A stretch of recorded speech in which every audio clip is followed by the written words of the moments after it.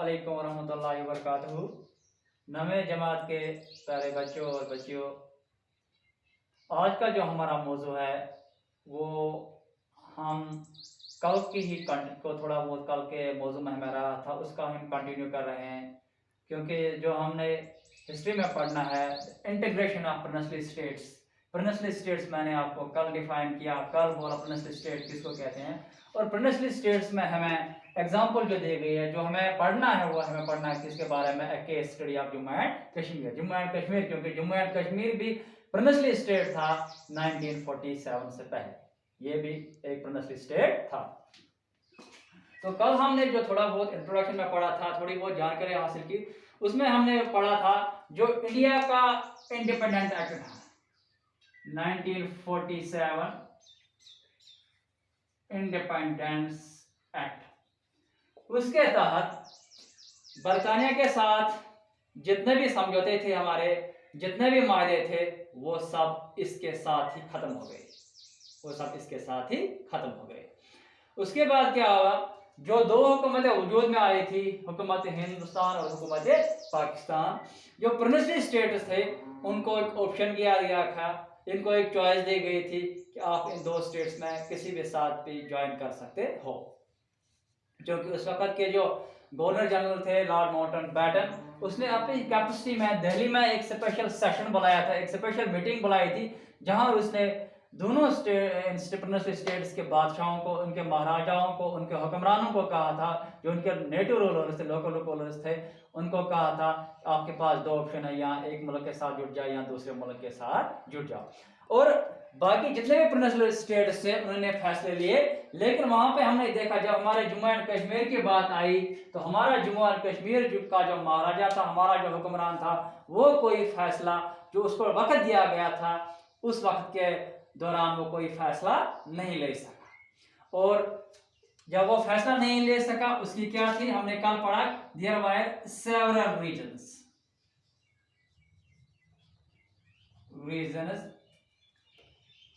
बहुत सारे वजूहात थे कि वो कोई फैसला दोनों मुल्कों के साथ, या पाकिस्तान के साथ या हिंदुस्तान के साथ, किसी भी मुल्क के साथ नहीं जुड़ सका।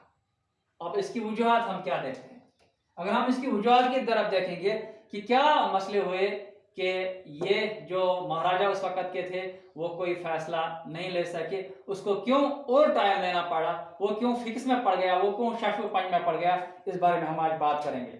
कहा जाता है ऑल इंपॉर्टेंट सप्लाईज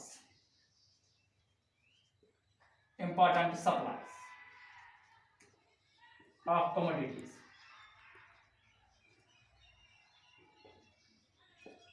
अरे चीजों की जितनी भी सप्लाई जम्मू कश्मीर को आ रही थी, यानी कि जितनी भी चीजें थी, जितनी भी सप्लाई थी, खाने पीने की चीजों की या किसी भी किस्म की सप्लाई थी, वो कहां से आ रही थी जम्मू एंड कश्मीर स्टेट को, territory of western Punjab, of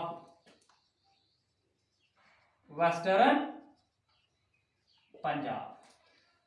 और जो है ये डिवाइड हुआ, डिवीजन हुआ, बाइफर्केशन हुई हिंदुस्तान और पाकिस्तान की 1947 के बाद, ये इलाका जो था ये वेस्टर्न पंजाब ये पाकिस्तान के हिस्से में रहा, पाकिस्तान के तहवील में रहा। और जम्मू एंड कश्मीर को सारी सप्लाईज यानी कि एसेंशियल कमोडिटीज, खाने पीने की चीजें या कोई भी जो हम ये कह सकते जो भी कोई कारोबार हमें था, वो हमें इस हिस्से से वेस्टर्न पंजाब के साथ वहां से सारी सप्लाई आ रही थी जो आप पाकिस्तान में है नवीन, या उस वक्त जो पाकिस्तान बना उसी के तहवील में रह गया। दूसरी बात, हमारी जो बैंकिंग थी एंड पोस्टल सर्विस, यानी कि डाकखाने की जितनी भी सहूलियात थी हमें मौसूल हो रही थी या हम ले रहे थे, या बैंकिंग के हवाले से जितने भी सहूलियात थे, वो भी कहां से थे, उसके साथ हम कहां जो लिंक्ड विद लाहौर, वो भी हमें पाकिस्तान से आ रही थी, वो सहूलियात भी हम पाकिस्तान से ही ले रहे थे उस वक्त, क्योंकि ये चैन जो बाइफर्केशन जो थी बहुत जल्दी हुआ, और इसीलिए इससे पहले ये सप्लाई वहीं से आ रही थी, ये मामला उनके साथ ही तय थे, इसलिए हम इनके साथ ही जुड़े रहे। तीसरी बात ये जो हमारा एजुकेशन सिस्टम था, हमारा जो एजुकेशन सिस्टम था, हमारे जितने भी पत्थर भी यूनिवर्सिटीज और कॉलेज जो थे ये सब एफिलिएटेड थे यूनिवर्सिटी ऑफ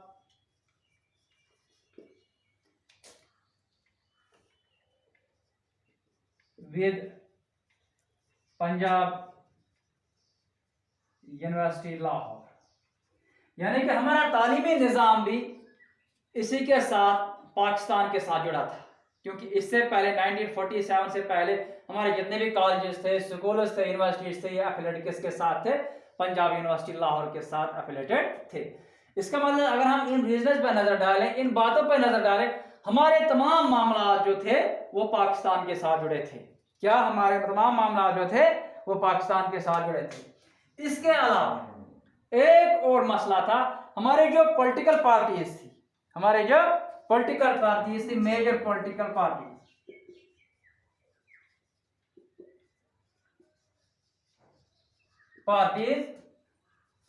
वो डिसएग्रीमेंट में थे। दे वर इन डिसएग्रीमेंट, यानी कि उनके जो आपसी मामला थे, उनके आपसी मामला में वो एक बात पर नहीं आ सके थे, इन्हें किसी एक बात पर इत्तेफाक नहीं हुआ था। किनको? हमारे जो मेजर पॉलिटिकल पार्टीज थी, जो कि बड़ी बड़ी सियासी पार्टीज थी उस वक्त 1947 में, वो सारी पार्टीज किसी एक बात पर इत्तेफाक नहीं कर सके कि हम किसके साथ जुड़े थे। इसीलिए कहते हैं ये जो सारे मामला थे, ये जो सारे मामला थे, यही वजह बने बादशाह को कि वो कोई फैसला अपने आइंदा के लिए, अपने आने वाले कल के लिए नहीं ले सका। कौन से? ये सप्लाई कम्युनिटीज का जो सप्लाई था, ये जो बैंकिंग एंड पोस्टल सर्विस थी, एजुकेशन सिस्टम था, और सबसे बड़ी रिकॉर्ड जो बनी थी वो डिसएग्रीमेंट ऑफ पॉलिटिकल पार्टी, जो पॉलिटिकल पार्टीज को आपस में तफावत थी। तो ये इसी वजह से बादशाह को डिले होना पड़ा, बादशाह कोई फैसला नहीं ले सका। और उसने क्या किया? बादशाह ने इसके बाद क्या हुआ? अब क्योंकि बादशाह को अपने कल के लिए कोई फैसला लेना था, अपने फ्यूचर के लिए कोई फैसला लेना था, तो जब इसके सामने ये सारे मामला पड़ गए तो बादशाह जो हमारे उस वक्त के हुक्मरान थे, महाराजा हरी सिंह, वो पंच में पड़ गए, वो इस सोच में पड़ गए कि मैं आखिर कौन सा फैसला कर लूं। इसलिए उसने ही रिक्वायर्ड सम मोर टाइम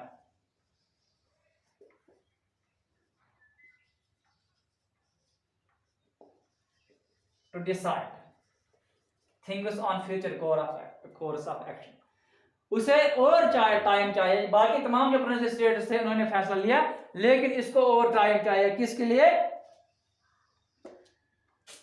आइंदा के लिए कोई फैसला लेने के लिए। इसलिए इसने क्या किया? इसने एक रास्ता चुना जिसको हम स्टैंड स्टिल एग्रीमेंट के नाम से जानते हैं। Stand still agreement.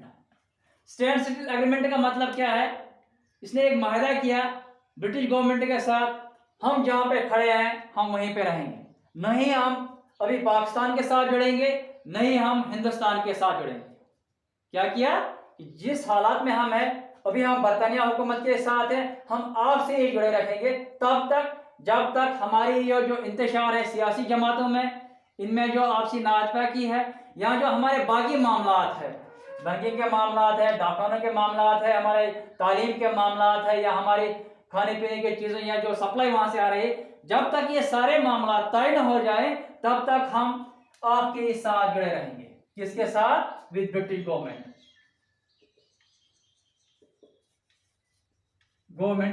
और इस माहिदे को हम स्टैंड स्टिल एग्रीमेंट के नाम से जानते हैं। किस नाम से जानते हैं? स्टैंड स्टिल एग्रीमेंट के नाम से जानते हैं। और स्टैंड स्टिल एग्रीमेंट कब हुआ? 12 अगस्त 1947। 12 अगस्त 1947।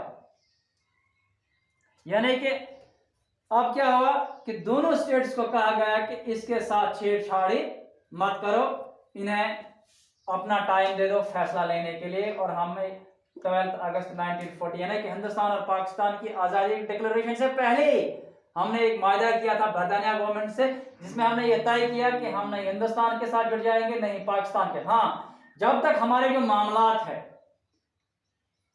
तालीम के लिहाज से या बाकी शोबों जो हमने हम बात की बैंकिंग के लिहाज से, या जो हमारे सियासी जमात है जो उनमें इंतशार था, जब तक ये मामला तय न पाए तब तक हम ऐसे ही रहेंगे जैसे हम अभी बरतानिया हुकूमत के साथ काम कर रहे हैं।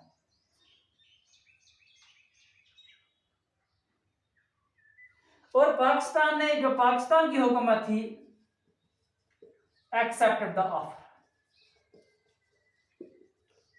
पाकिस्तान ने तस्लीम किया कि जो हुकूमत कश्मीर ने उस वक्त फैसला लिया कि हम बरतानिया के साथ ही जुड़े रहेंगे, बरतानिया के साथ ही स्टैंड एग्रीमेंट में रहेंगे जब तक हमारे मामला तय नहीं पाएंगे। और पाकिस्तान ने इसको एक्सेप्ट किया। कब किया? 15 अगस्त 1947 को पाकिस्तान ने ये एग्रीमेंट, स्टैंड एग्रीमेंट तस्लीम किया। लेकिन जब हिंदुस्तान की बारी आई, हिंदुस्तान ने कुछ क्लियरिफिकेशन मांगी, कुछ वजाहतें मांगी। इंडिया sought some clarification कि ऐसी क्या वजह है कि ये स्टैंड एग्रीमेंट रहता है, ऐसी क्या बात है कि हमें और इंतजार करना पड़े, इनको और टाइम देना पड़ेगा, किसके लिए? क्लियरिफिकेशन के लिए।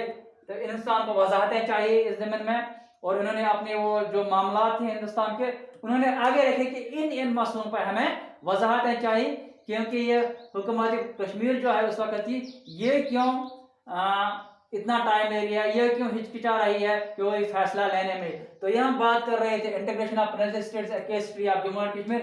हमने ये इसका इंट्रोडक्शन था कि कैसे हमें ये 1947 जो आज़ादी का जो एक्ट था उसके साथ जो हिंदुस्तान के जो तमाम जो माहदे थे वो ख़त्म हो गए थे। लेकिन उसके बाद जो दो हुकूमतें वजूद में आई, पाकिस्तान और हिंदुस्तान, फिर हमें प्रिंसली स्टेट्स को कैसे ऑप्शन दिया गया कि आप दोनों में से एक को ज्वाइन करें। और हमने फिर देखा कि जो जम्मू एंड कश्मीर था, खासकर उनके सामने कौन से मामला, कौन से वजूहात सामने आए कि वो कोई जल्दी फैसला नहीं ले सके, और उन्हें एक ये फैसला लेना, एक माहिदा करना पड़ा। फिर बरतानिया हुकूमत से, जिसको हम स्टैंड एग्रीमेंट के नाम से जानते हैं, जो स्टैंड एग्रीमेंट था वो कब वजूद में आया?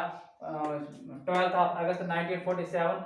और पाकिस्तान ने 15 अगस्त को ये फैसला तस्लीम किया, लेकिन हिंदुस्तान ने इस फैसले में कुछ वजाहतें तलब की। तो आज के लिए इतना ही, बाकी का सलाम।